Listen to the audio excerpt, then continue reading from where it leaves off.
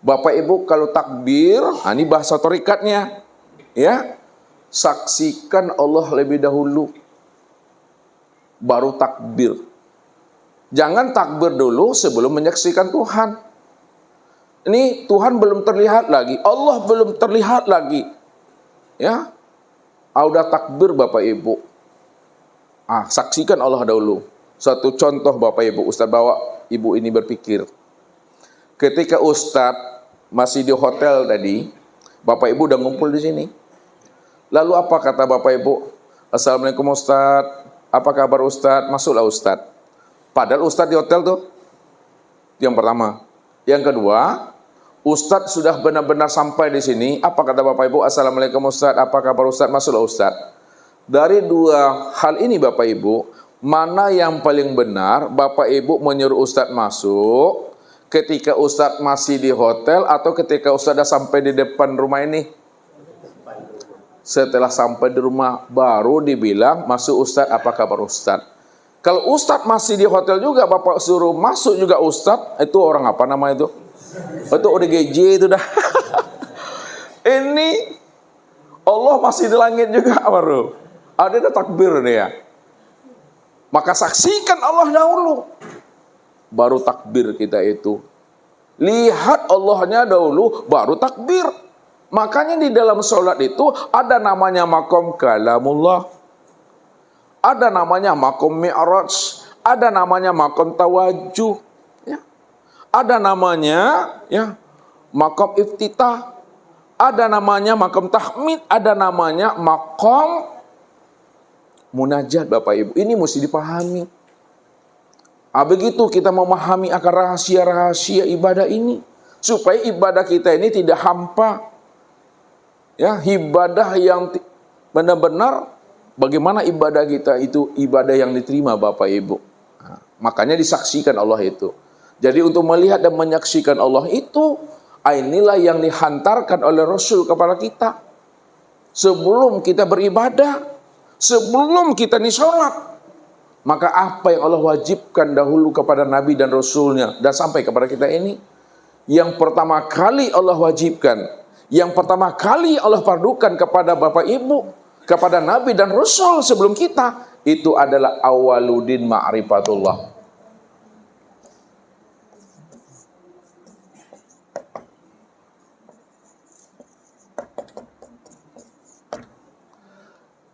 Awal agama itu wajib kita ini mengenal Allah lebih dahulu.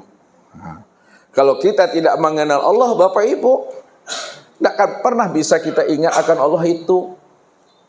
Maka syarat makrifat itu Bapak Ibu, syarat makrifat supaya kita bisa ingat Allah itu syaratnya mesti liqa nih.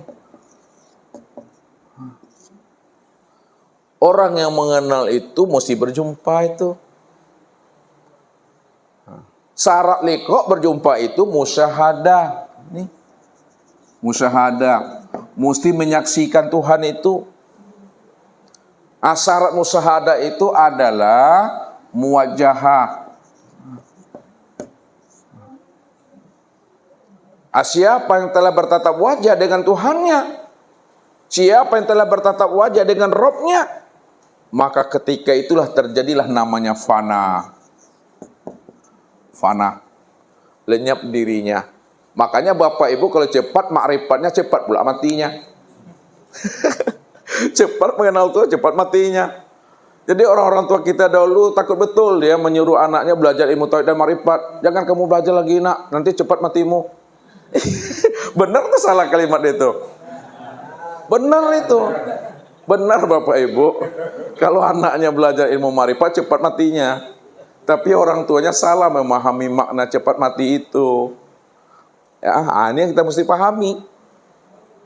Man arafa rabbau fasadal jasad. Siapa yang telah mengenal Tuhannya, berjumpa Robnya, menyaksikan Tuhannya, bertatap wajah dengan Tuhannya, fasadal jasad, betul-betul fana dirinya, hancur dirinya, hapus dirinya, mati dirinya.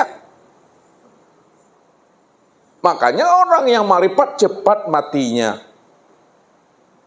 Ini yang wajib kita kenal lebih dahulu. Awaludin ma'rifatullah.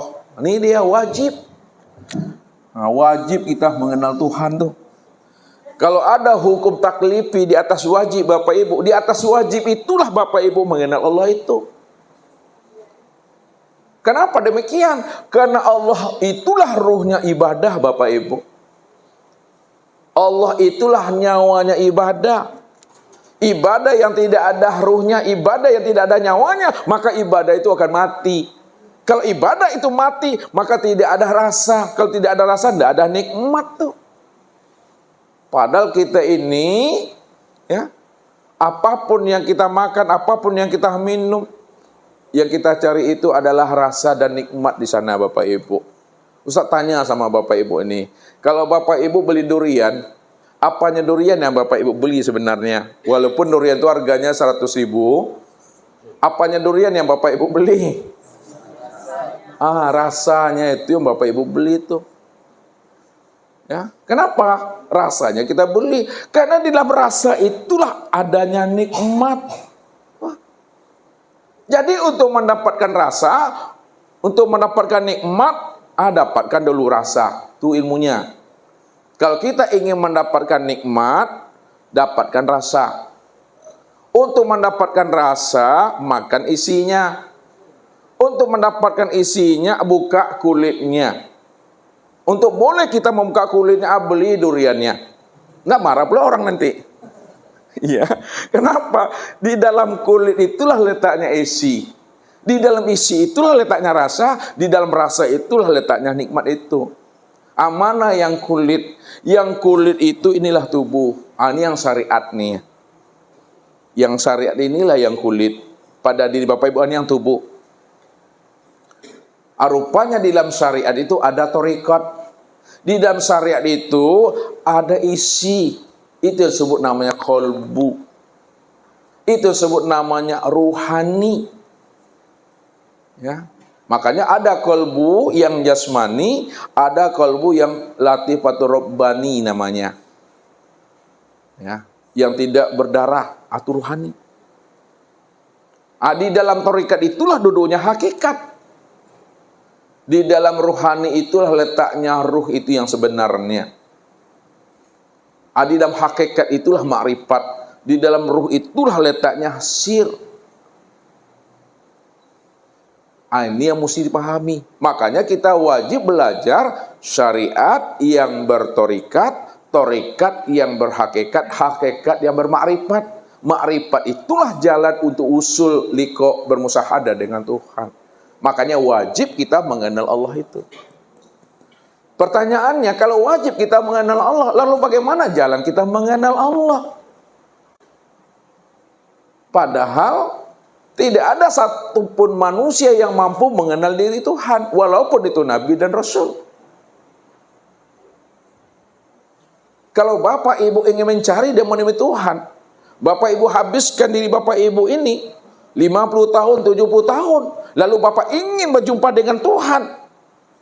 Haram noji Bapak Ibu. Tidak akan pernah Bapak Ibu berjumpa dan bersua dengan Allah itu.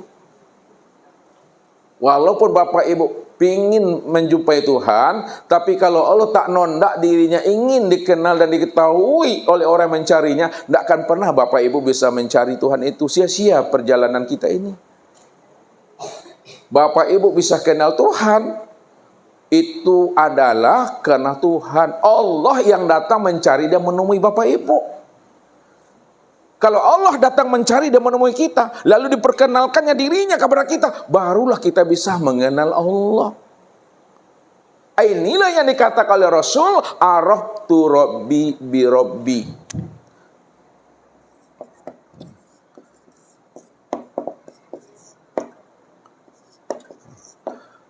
Aku kenal Allah, itu karena Allah. Kalau bukan karena Allah, aku tidak akan pernah bisa kenal Allah itu. Kalau Nabi kenal Allah karena Allah, dari mana Rasulullah itu yakin bahwa Allah itu adalah Rabb-Nya?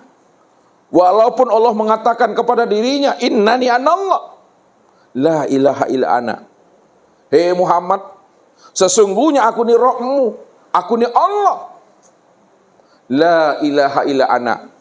Tidak ada yang nyata, tidak ada yang wujud, melainkan yang nyata dan wujud hanya aku, Muhammad.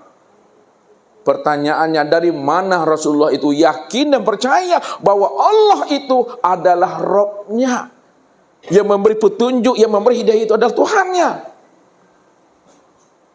Tak bisa dengan akal, Bapak Ibu. Makanya Nabi yakin bahwa Allah itu adalah Rabb-Nya, karena Allah lah sebenar-benarnya yang membukakan rahasia dirinya kepada Nabi itu. Inilah yang disebut namanya dengan iman. Allah bukakan rahasia dirinya kepada Rasul. Allah pancarkan rahasia dirinya kepada Rasul. Ketika itulah Rasul yakin dan percaya bahwa yang mengatakan Allah itu memang adalah Rabb-Nya itu. Barulah Nabi bisa mengatakan Arabtu Rabbi bi Rabbi. Aku kenal Allah itu karena Allah. Allah yang memberikan keimanan, Allah yang menancapkan keyakinan di dalam hatiku sehingga aku tidak bimbang dan tidak ragu bahwa Dia adalah Tuhan. Disinilah rahasianya Allah katakan, walakinnallaha habbaba ilaikumul imana wa zayyanahu fi qulubikum. Akulah yang membuat hatimu cinta kepada aku. Kamu yakin dengan aku, itu kena aku, kata Allah. Makanya kata Rasul, iza dakhala nur fi qalbil mu'min in pasoha wan saroha. Apabila nur itu telah masuk ke dalam hati seorang mukmin, Allah telah memukakan nur rahasia dirinya ke dalam hati nabinya. Maka ketika itulah nabi itu hatinya mampu merasakan akan kehadiran Allah itu memang benar-benar Dialah yang wujud dan yang tunggal, nyata sempurna pada dirinya itu. Inilah yang disebut namanya iman yang isbatul yakin. Iman yang kamil, Bapak Ibu. Jadi baru kita bisa mengenal Allah apabila Allah memperkenalkan dirinya kepada kita. Lalu bagaimana jalannya? Ini jalannya. Kalau kita tidak bisa langsung dengan Tuhan, tidak bisa. Sedangkan Allah ingin dikenal. Kalau kita tidak bisa mengenal Allah, padahal Allah ingin dikenal. Kalau Allah ingin dikenal, maka Allah bukakan jalan untuk mengenal dirinya. Maka disitulah Allah itu menjelaskan kepada kita ini. Apa kata Allah? Kuntu kanzan mahfiyan wa ahbabtu an u'rafa wa khalaqtul khalqa liya'rifani. Aku ini adalah perbendaharaan yang tersembunyi. Kenapa Allah menjelaskan dirinya adalah perbendaharaan yang tersembunyi? Karena segala yang ada dan segala yang wujud, hakikatnya berasal daripada dirinya. Karena semua alam ini berasal daripada dirinya. Disitulah dia mengatakan dirinya itulah perbendaharaan yang tersembunyi itu. Segala yang ada ini berasal daripada dirinya. Wa ahbabtu an u'rafa. Lalu diriku ini ingin dikenal. Aku ingin dipuji, aku ingin disanjung. Kalau aku ingin dikenal, ingin dipuji, siapa aku yang sebenarnya? Kalau aku ini adalah Rabb, aku ini Tuhan, siapa yang akan menjadi hamba? Siapa yang akan menjadi makhluk? Kalau sekiranya aku adalah makhluk, siapa yang akan menjadi Tuhan? Siapa yang Khalik? Kalau aku ini Allah, siapa yang akan memuji aku? Maka ketika itulah dia fa khalaqtul khalqa liya'rifani. Maka aku ciptakanlah sesuatu itu supaya dia mengenal aku. Akulah sebenarnya yang wujud dan nyata pada dirinya. Lalu Allah ciptakan sesuatu, Bapak Ibu. Allah ciptakan sesuatu bukan di luar dirinya. Tapi Allah ciptakan sesuatu itu dari dirinya sendiri. Mana yang Allah jadikan dari dirinya sendiri? Mana yang Allah ciptakan dari dirinya sendiri? Inilah yang disebut namanya dengan nur, Bapak Ibu. Sebut dengan nur, bukan nur aini. Nur. Nur inilah yang disebut namanya dengan makhluk. Nur ini yang disebut namanya dengan makhluk itu. Nur ini yang disebut nama dengan ciptaan. Nur ini yang disebut namanya dengan sesuatu. Nur ini yang disebut namanya dengan alam.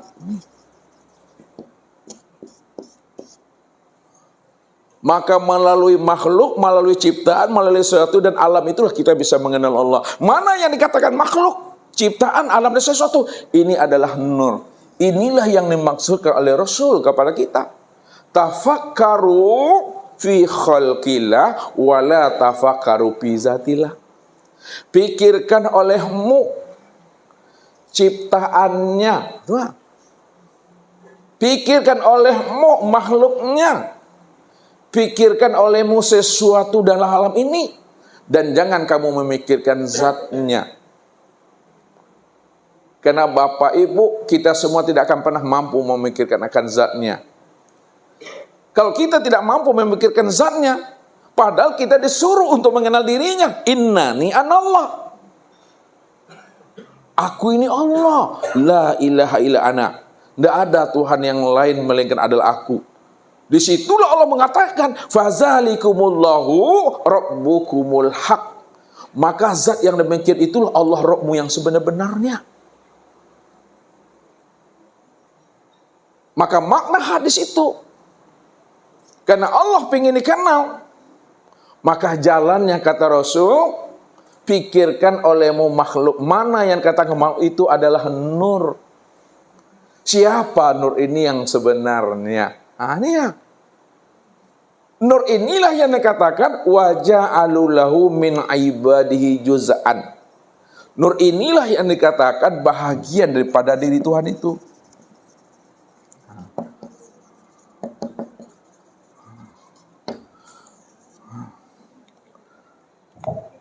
Jadi ini yang dikatakan bahagian dari Tuhan. Ini yang dikatakan namanya tajalli Tuhan, penampakan Tuhan. Nih, bahagian, ini disebut juga tajalli. Ini namanya. Nur inilah yang disebut namanya Ainullah.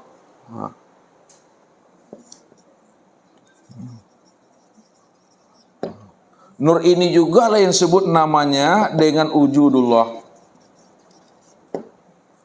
Wujudullah, ainullah, tajallinya Allah atau bagian diri Allah itu sebenarnya adalah cermin untuk memandang akan wujud rupa dirinya. Begitulah bahasa kiasnya.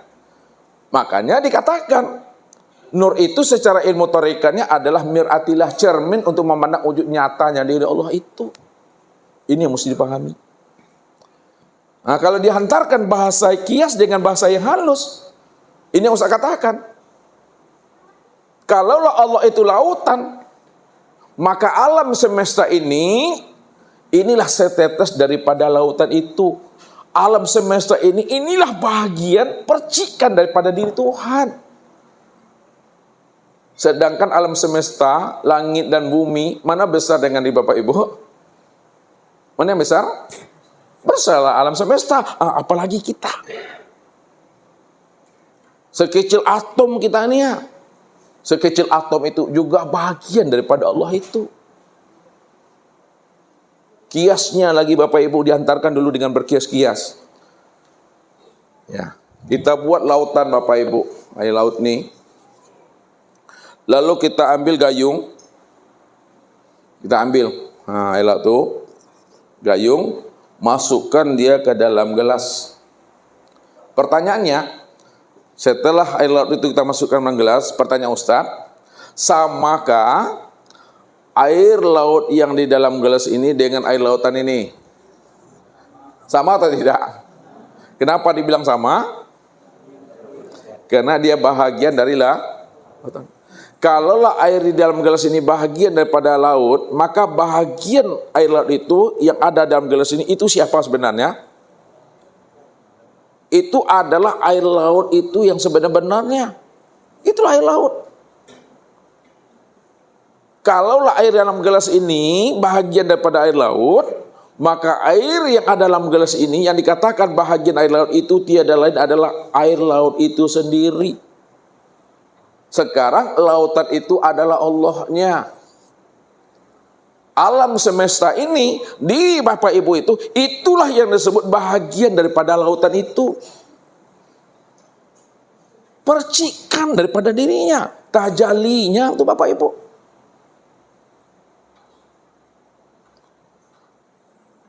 Maka inilah yang disebut rahasia diri Allah. Itu rahasia Allah tuh. Kenapa dikatakan rahasia diri Allah? Karena ini asalnya daripada diri Tuhan itu. Kalau asalnya daripada diri Tuhan, itu tiada lain adalah diri Tuhan itu sesungguhnya. Itu maknanya. Kalaulah nur ini adalah rahasia diri Allah, dan rahasia diri Allah itu tiada lain adalah Allah itu sendiri. Siapa yang mampu memandang nur Allah itu, sudah sama dia memandang yang punya nur. Siapa yang berjumpa dengan nur, sudah sama dia berjumpa dengan Allah itu.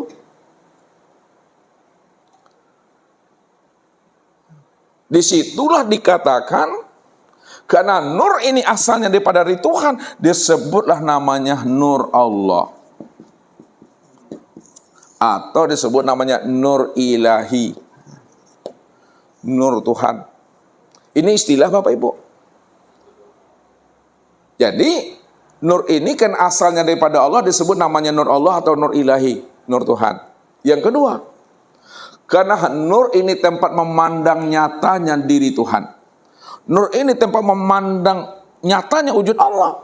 Maka disebutlah namanya Nur Muhammad. Berarti Bapak Ibu, Nur Muhammad dengan Nur Allah itu Esa Bapak Ibu. Walaupun dua penyebutannya, dua dalam penghantaran kajinya, hakikatnya itu Nur Allah dengan Nur Muhammad itu hakikatnya Esa satu dia. Cara penyampaiannya saja yang berbeda. Inilah yang diistilahkan dua yang tiada berpisah, dua yang tiada bercerai. Itu maksudnya. Disebut Nur Allah, apa sebabnya tadi Bapak Ibu? Karena asalnya daripada Allah. Disebut Nur Muhammad. Disebut Nur Muhammad apa?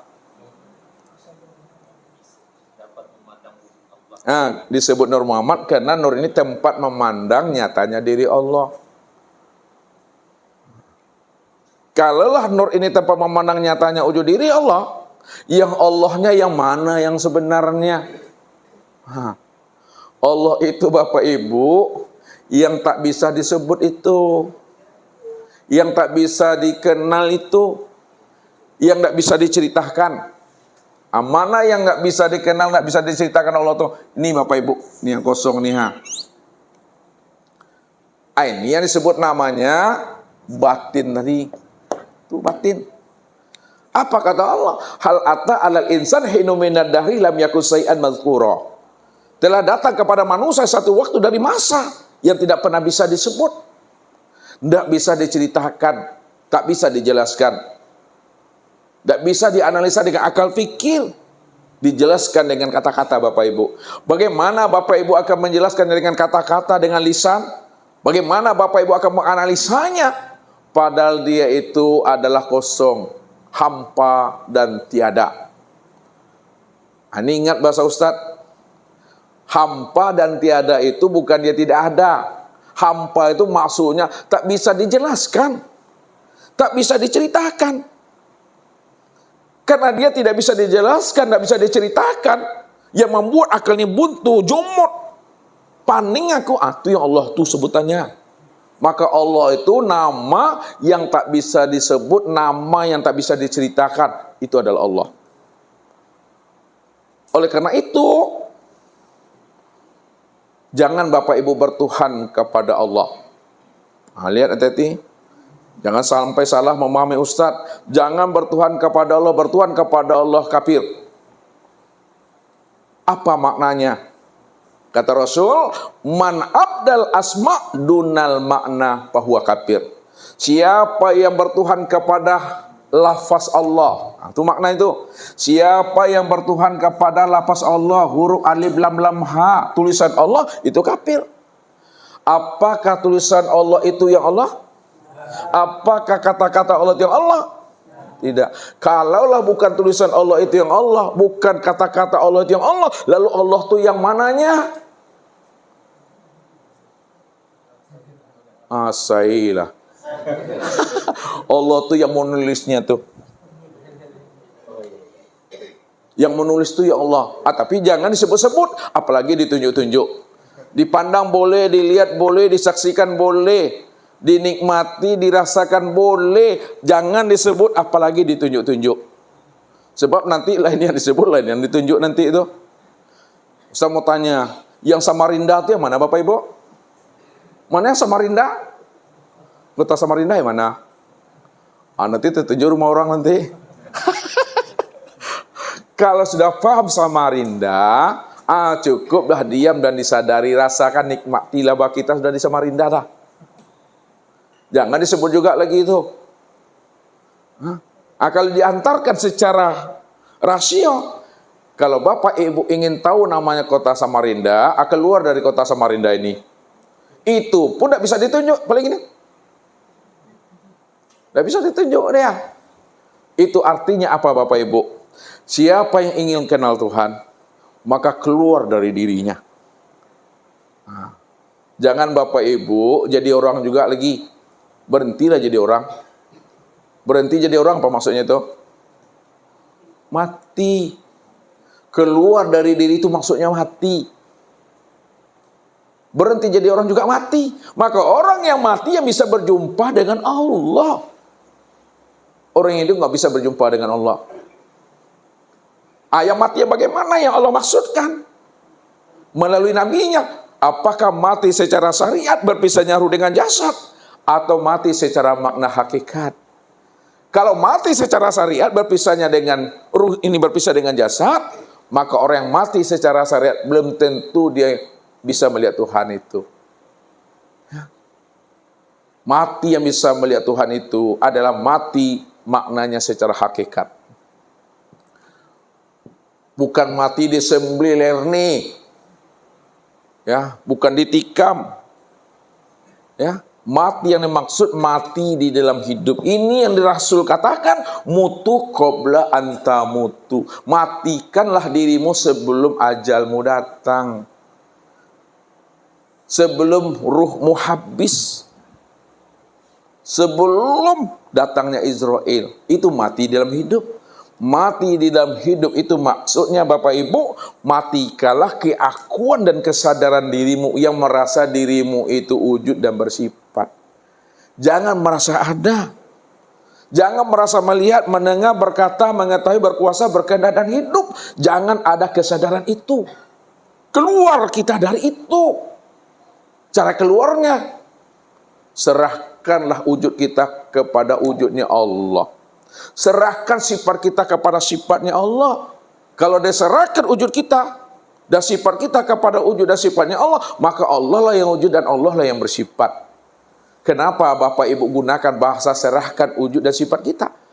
Karena baru kita serahkan wujud dan sifat kita kepada Allah setelah kita sadar bahwa kita tidak wujud dan kita tidak bersifat.